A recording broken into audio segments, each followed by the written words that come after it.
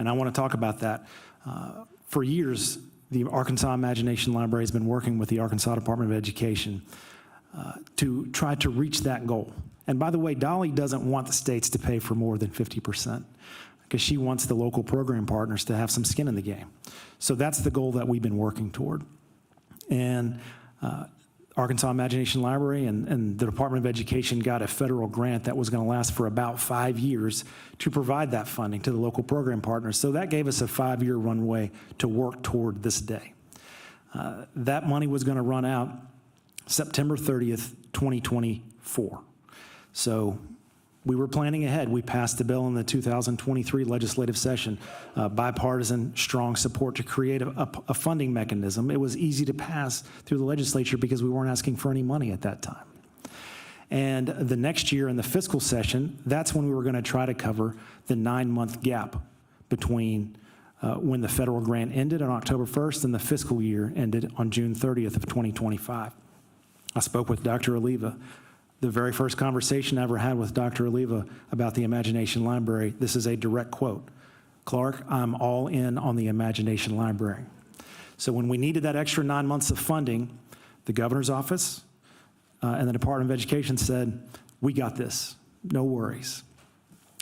Cut to 12 months ago, the legislative session started last year, and I called, this is when I thought we would need to file a bill for ongoing funding from the state for the cost of 50% of the books. And I called the governor's budget director, Selby Tucker McCullough. Is Selby here?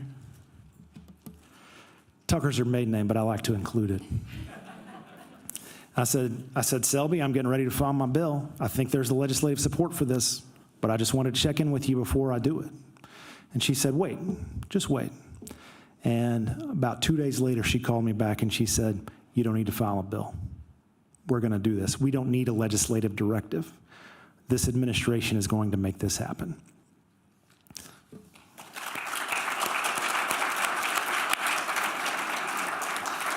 This governor understands what we've talked about, that literacy starts before kindergarten and before 3rd grade.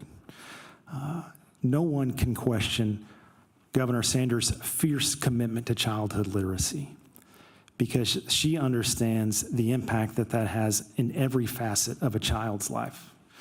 She understands that 85% of our cognitive development takes place before our 5th birthday, but that 95% of our education dollars are spent after a child's 5th birthday. And beyond just the intellectual growth that learning to read provides, this governor also understands there is no more powerful tool for social and emotional development than a little kid sitting in their parents' lap or their grandparents' lap or their aunt and uncle and being read to. That's why I was hopeful that the governor would be supportive, and she came through in a way that was way beyond my expectations. So when that happened in the legislative session a year ago, there was no bill signing ceremony because there was no bill. There was no press conference. So I have been the one to push for this event over the last several months because I think the public needs to know what the state of Arkansas is doing for early childhood literacy through this program. And I think the governor deserves for the public to know that she's the one who made this happen. So with that, I'd like to invite my friend and the 47th governor of the state of Arkansas, Governor Sarah Huckabee Sanders.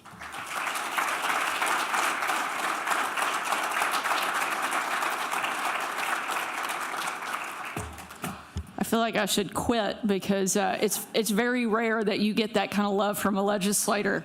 I guess it's because we're getting ready to go into a budget session. So good afternoon. It is great to be here, and what an incredible day it is, and what a great thing we have to celebrate. And I want to give, I know there have been a couple moments of recognition, but I want to do it again because I think it is so critical to recognize the people who have been working for years to make this happen and to give the expanse of this program that exists across Arkansas. I want to to say a huge thank you to UAMS and the interim chancellor, Dr. Lowry Barnes, for hosting us, doing a great job. And like Clark, I have a great relationship with UAMS, both in my professional capacity and also in my personal capacity, because 2 out of 3 of my kids have been here in the last 6 months for x-rays due to sports-related injuries, and proud to say they've received excellent care, and we're very grateful to have this facility with dedicated medical professionals that take care of so many Arkansans on a regular basis, and our family included. So thank you for your leadership, Dr. Barnes.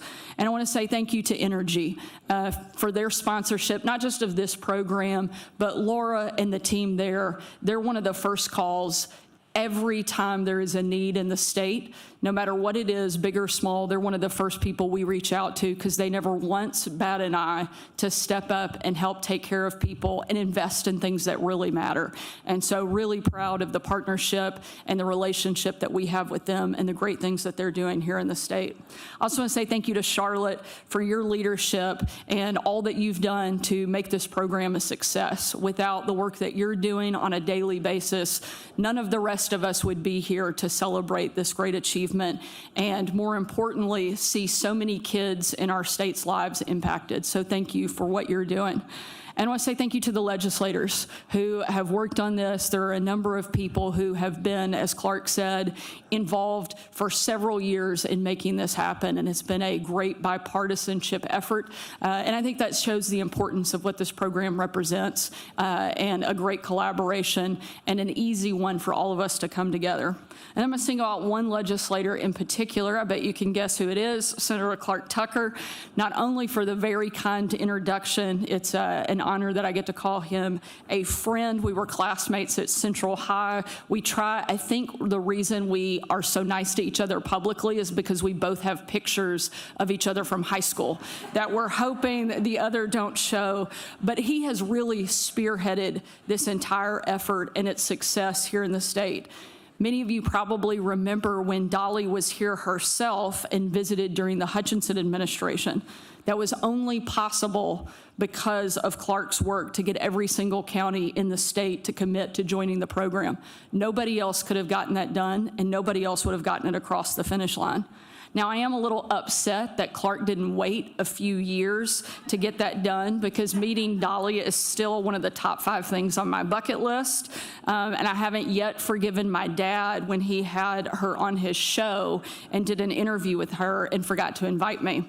But it's okay, I'm going to take a picture with the cardboard cutout. I've been told this is actual size and pretend like it's the real thing. What's really incredible, though, and what I love about Dolly is not what she does as a performer or how many of us see her as even an American icon. What I love is her commitment to give back and to invest in the lives of kids around the country. In just the last year, Imagination Library has distributed and delivered over 1 million books to kids across our state, and has delivered over 200 million books since its inception. That is a remarkable, life-changing thing for so many kids in America. Nearly half of all kids 5 and under in Arkansas are enrolled in the program. That means that more than 100,000 kids have benefited from the program in the last year. And we're here to celebrate the partnerships that will help those numbers grow even larger. As Clark mentioned, the state of Arkansas is now committed to covering half of the cost of enrolling a child in Imagination Library, cutting the cost for local communities from $30 down to $15. And UAMS is now partnering with the Pulaski County Imagination Library to ensure every baby born in this hospital is automatically enrolled in the program. We hope to expand that partnership to hospitals across the state. Today, we're joined by Zach and Annabeth Johnson, who are parents to their 2.5-year-old daughter, Collins, and her very recent baby brother, Jones. Both babies were born here at UAMS. Jones was actually born only 12 days ago. Annabeth, if you decide to nod off during my speech, no one will blame you. In a state where so many kids, unfortunately, enter kindergarten unprepared to learn how to read, the Johnson's daughter, Collins, is already tearing through books with her parents, thanks to Imagination Library. Her favorite book is about ice cream, and frankly, I don't blame her. It's far more interesting than most of the policy memos that we're reading in our office. But what the Johnsons are seeing in their own house is what Imagination Library brings to families all across Arkansas: healthy development, quality family time, and a pathway for kids to learn to love reading before they ever set foot in a classroom. My administration has put a laser focus on early childhood literacy because we know how important reading skills are for a kid's future academic success, and really for their success in life in general. In addition to our support for the Imagination Library, I also signed the LEARNS Act, which deployed more than 120 literacy coaches to public schools across the state to help struggling readers and create tutoring grants to provide families with extra help. A lot has been said about the Mississippi Miracle, where that state has in recent years consistently started to outpace states like New York and Texas in teaching kids how to read. The LEARNS Act took many of the best practices from Mississippi's strategy to make sure our kids are not left behind. And we are already seeing real progress across the state, and this program is a huge part of Arkansas's success story.